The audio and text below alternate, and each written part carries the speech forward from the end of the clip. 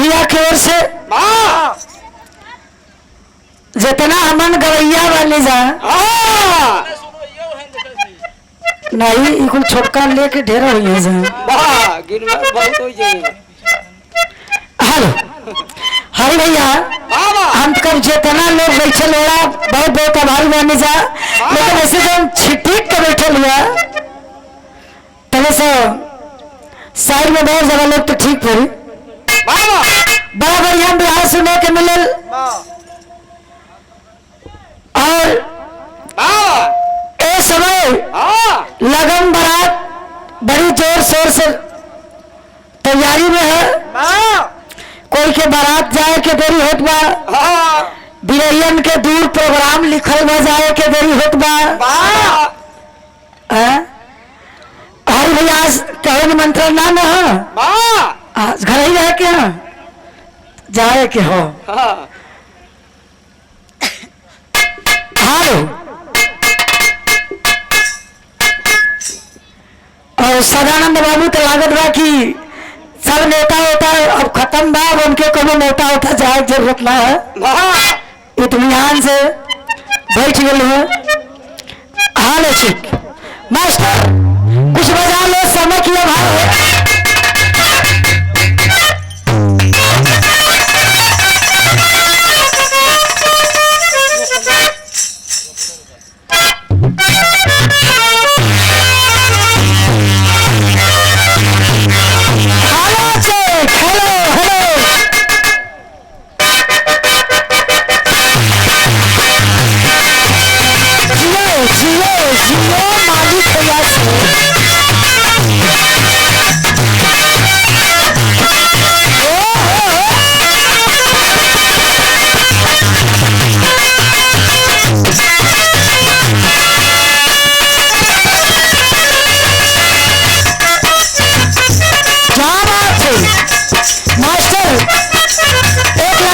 इशारा किए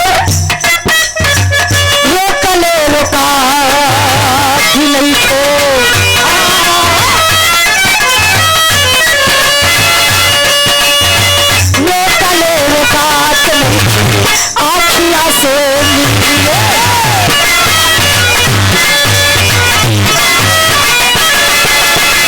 रोक ले रोका कि नहीं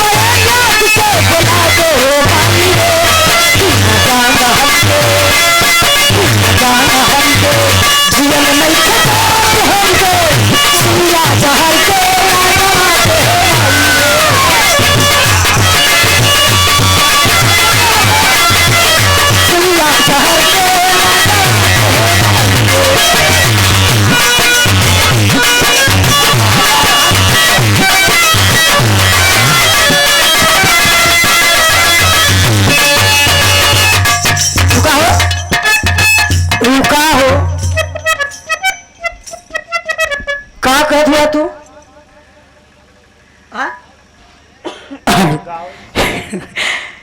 बेस्टर्नी आदमी हो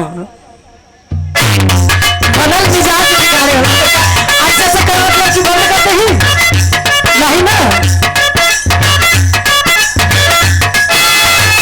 तो कुछ आए समझी ले हम कहते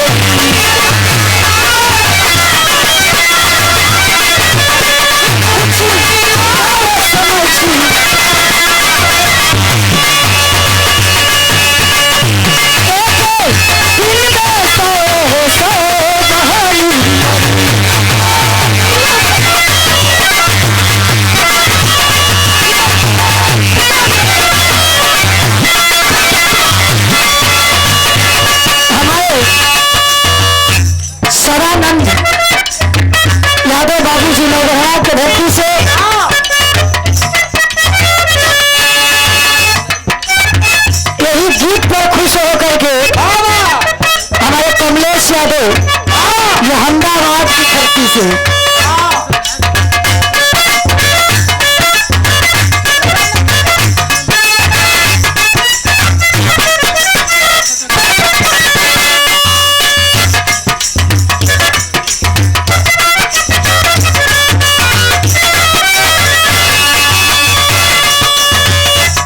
हरी भैया कमलेश भैया मिजाजे में हुए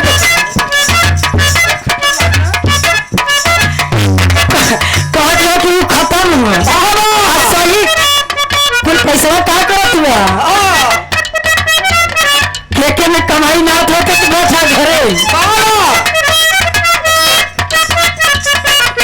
मालिक 500 रुपये का आशीर्वाद कमलेश यादव अहमदाबाद की धरती से। नौगढ़ा भुला गए नौगढ़ा नैहर हो गई ससुराल 4 बिना चांदनी फेर अंधेरा पार। अच्छा तो जब जहाजी पे बैठल हो तब लोगन के पता हो जाला कि दौरंगी बाबा लागत हो। धन्य होला जिंदगी आप लोग के चरण के दर्शन पा करके। मानिस बड़का भैया नंदू यादव नवगढ़ा के धरती से आपके ओर से 100 रुपये का आशीर्वाद।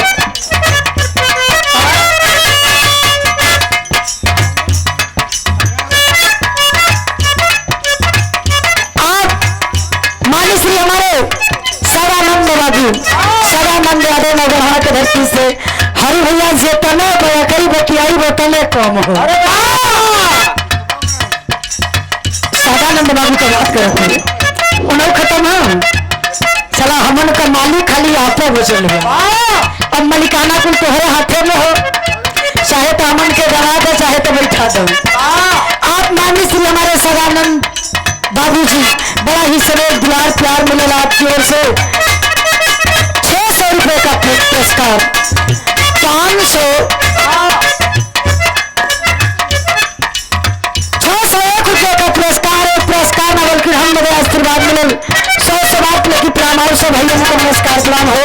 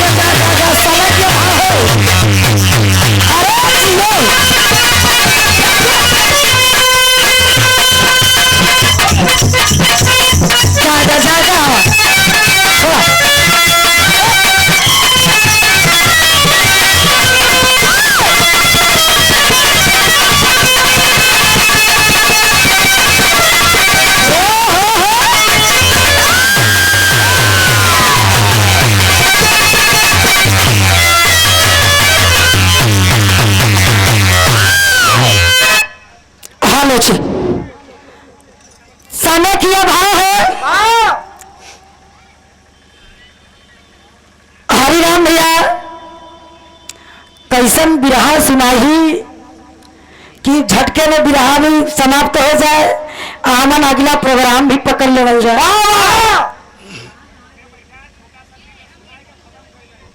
वीर अब तो जानत है।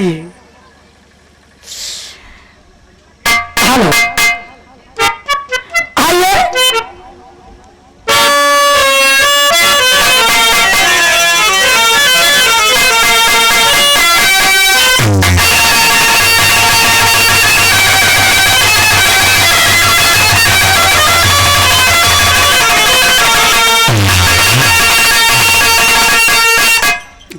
हम लोग आई बानी जा एक कामरा भैया के बहुत बहुत धन्यवाद हो भाग्य भाई कि आपके कैमरे के दायरे में हम लोग को आना पड़ा। हरिराम भैया आज रिकॉर्डिंग हो रहा बा, कल आप सबके नेट पे गूगल पे आ जाई। यही से भेजले जानत ठीक है। रिकॉर्डिंग बहुत बढ़िया मुन्ना के है, चैनल भी बहुत अच्छा चलत बा। आप लोग के जब आ जाइए बिहार गूगल पे तो आप लोग सब्सक्राइब जरूर कर दीजिएगा इनको चैनल के। आइए मास्टर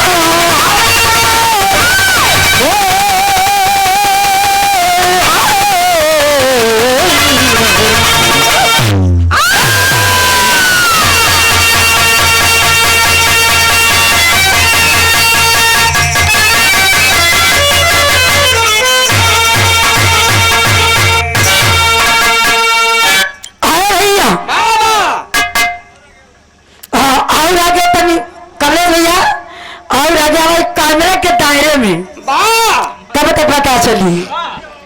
हालो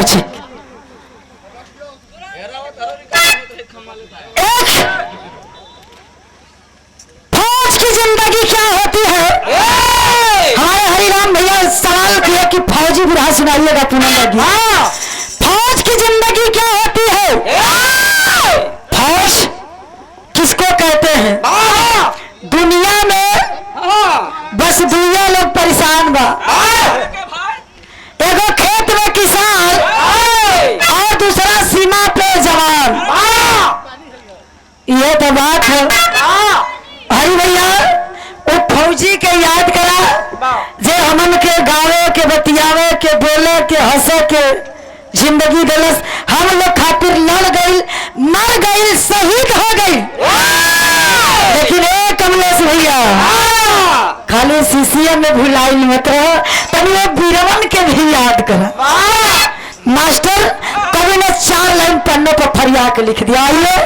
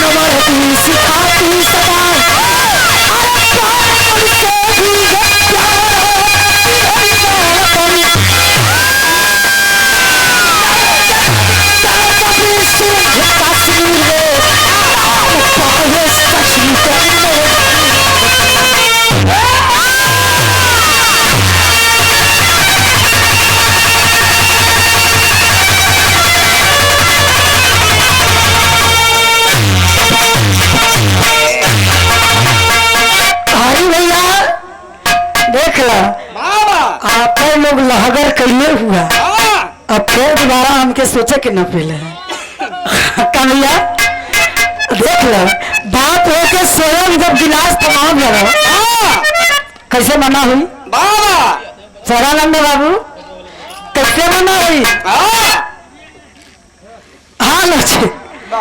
हालो आसिन बड़ा प्यार दुलार स्नेह मिलेला आप सबके से। धन्य होला हमन का जिंदगी चाहे 10,000 लोग रहे। नौगढ़वा के खाली 5 लोग रहे 6 लोग रहे। सब बिहार गई कमलेश भैया बिहार समझ जाइए। यहाँ एक लाइन गजल के अंदाज मास्टर आइए।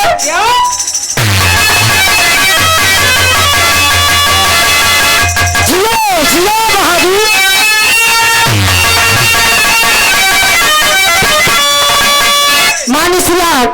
इस वीर रस के भूमिका पर खुश होकर के राम बलिया को आपकी ओर से 100 रुपये का आशीर्वाद लगी प्लान हाउस नमस्कार प्लान हो।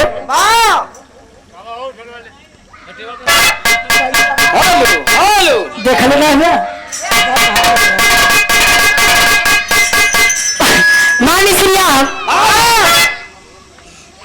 कमलेश यादव अहमदाबाद की धरती से यहाँ नैहर और नौगढ़वा में अहमदाबाद में ससुराल यहाँ से विदाई होला तो यहाँ आवे लो और यहाँ से विदाई होला तो वहाँ जाने। बहुत बहुत धन्यवाद। 100 रुपये का आशीर्वाद। आइए मास्टर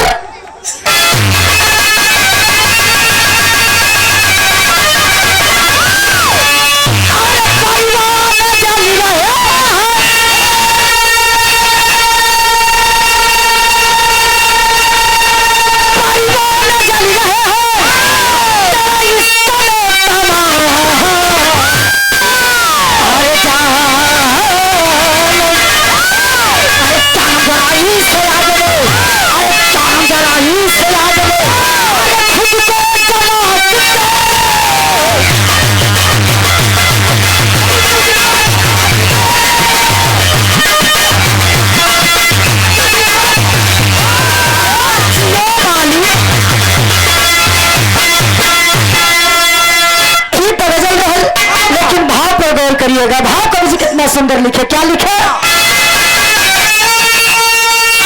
बनते हो अगर बहादुर,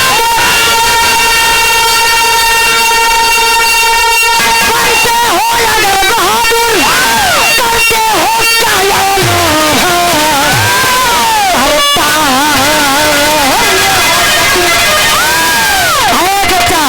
अरे ताकत भुजान है तेरे को, अरे ताकत भुजान है तेरे को, अरे है चढ़ाते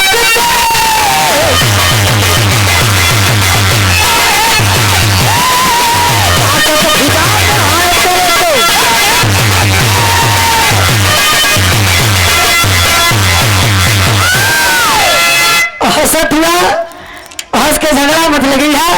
यहाँ कमलेश भैया के ना कहते यानी ये हमारे हिंदुस्तान का फौजियों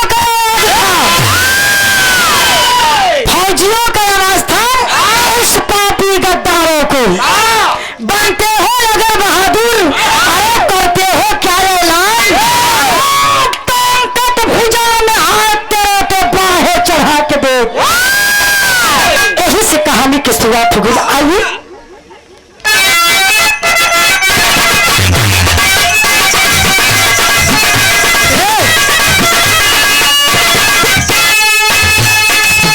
कहानी कहीं दूर की नहीं है, गौर करिएगा।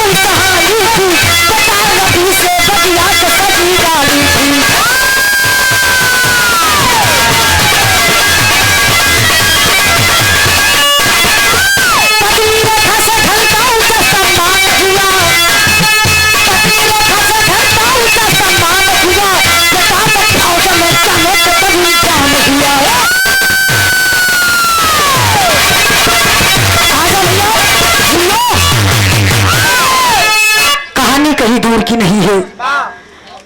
जिला मिर्जा माता विंध्याचली के आंचल में पड़ा जिला मिर्जापुर के अंतर्गत थाना जिगना के अंतर्गत एक छोटा सा गांव जिस गांव का नाम गौरा गांव बताया गया।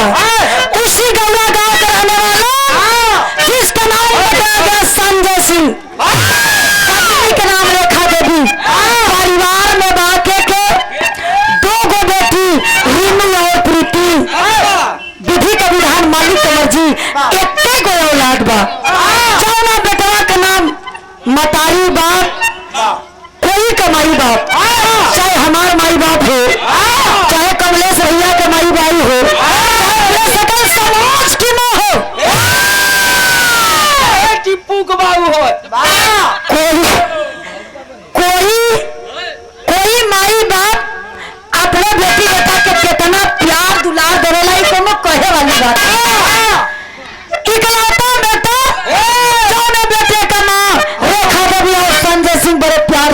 रवि सिंह नाम रख दिए।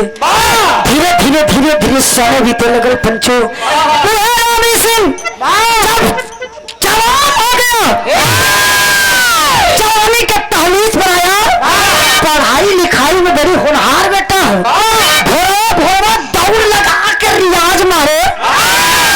माई रेखा देवी सोच गई कि बेटा इतना रियाज मारेला, इतना दौड़ धूप लगावेला, ए बेटा तू का बनवा, डीएम बनोगे, एसडीएम बनोगे, अरे कलेक्टर बनोगे, कंडक्टर बनोगे,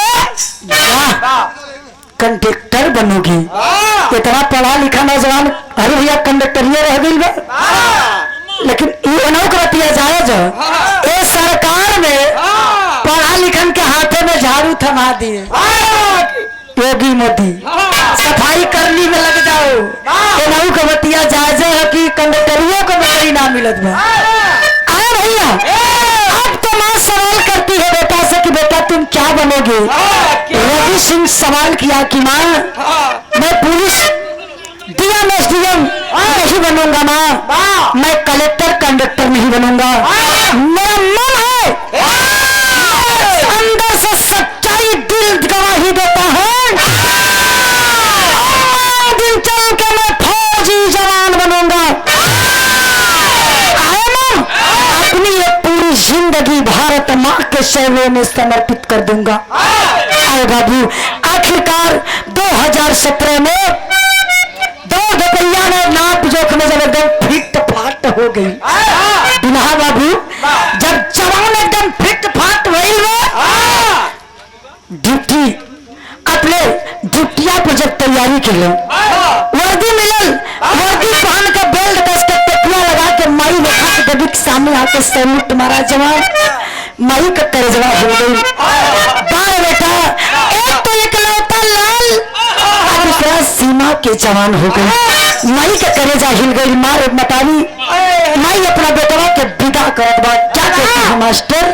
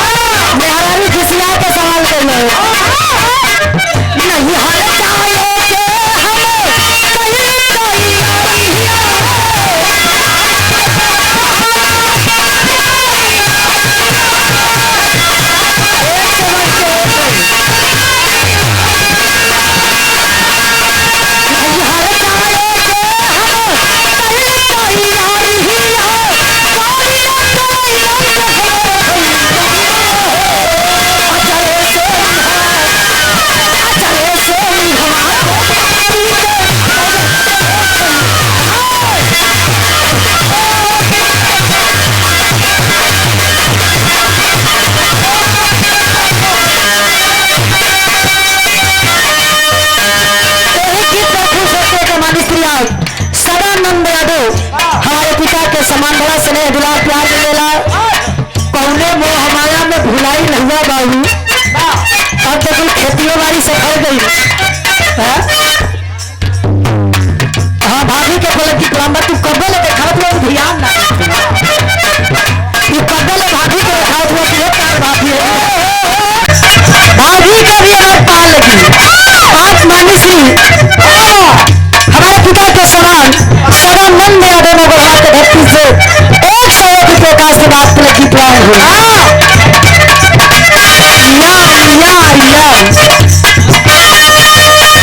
नहीं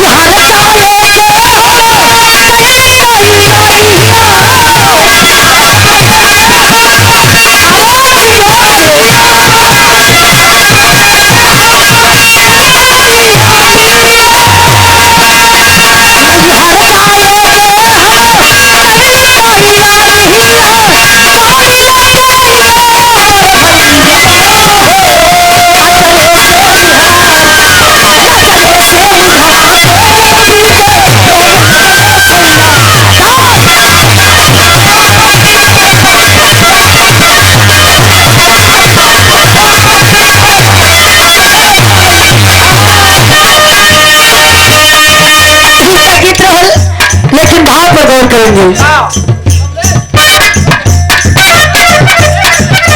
इनाम नहीं या कहीं से बहुत कुछ बजा देते तो हम गा नहीं देखे। नाम नहीं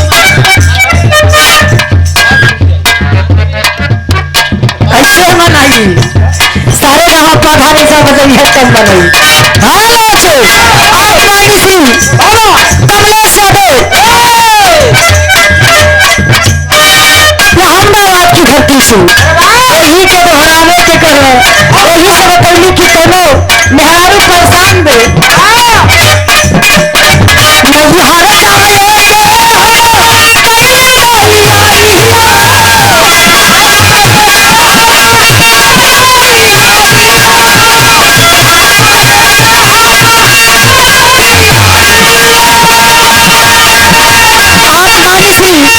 सुरेश यादव नौगढ़ा के धरती से 50 रुपए का आशीर्वाद। अरे वाह से बात लतीफराम और सब भैया के पास कार्यक्रम है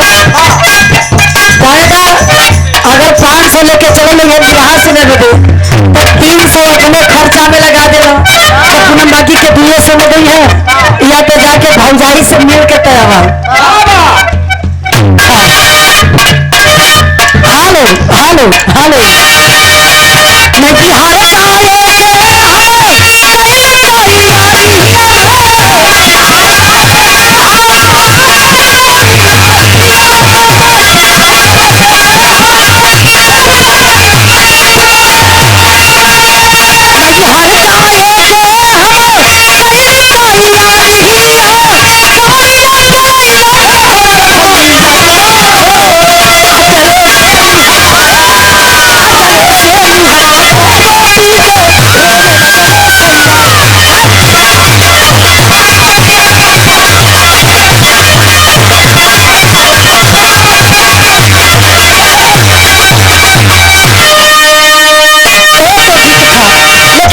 हारे की जिंदगी क्या होती है।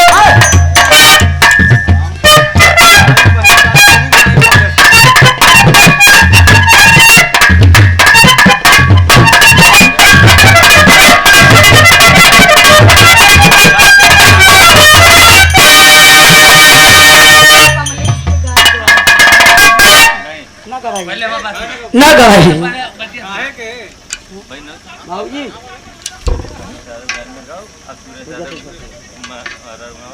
रुका होई हो जाए पागल है का तू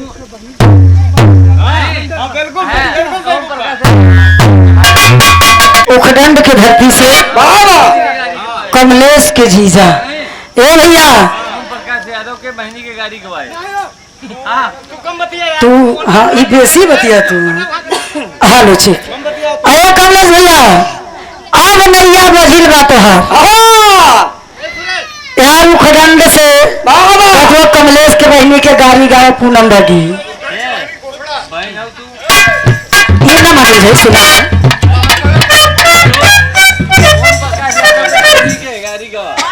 ओम प्रकाश यादव ओम प्रकाश के बहनी का अब ओम प्रकाश के गाड़ी गावे के है अब भैया आप लोग समझा जो हम सीएससी मिली वो हर हम गाई कागला पहले क्या दिया देसी पानी दान हम दिया कहां ना भैया घरे हमने दिया पहले पीछे पहले क्या गाड़ी को घबरा मत गाड़ी एक हथेला ही गई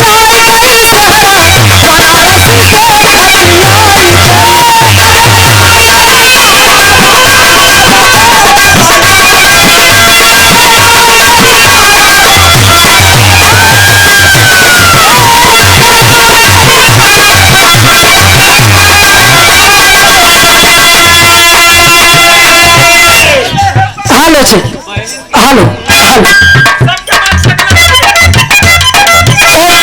बहनी के आज मारूंगी कुछ साल मारूंगी कुछ दिया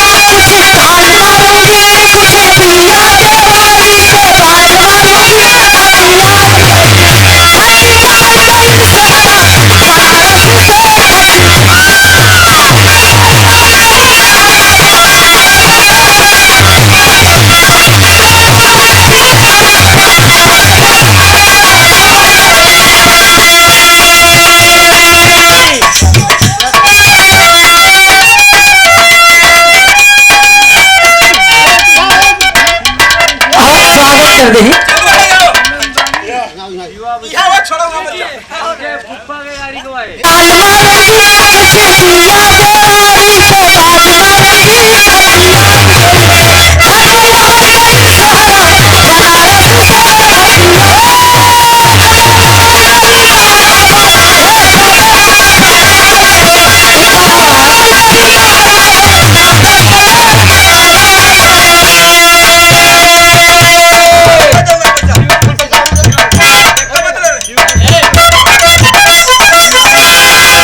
सदानंद बाबू तू अगर तोके फेंके थे तो मंच पर चढ़ के और खूब लुटा दे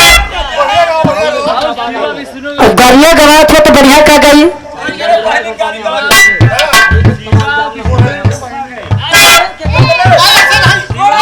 500 देना तो 500 देना तो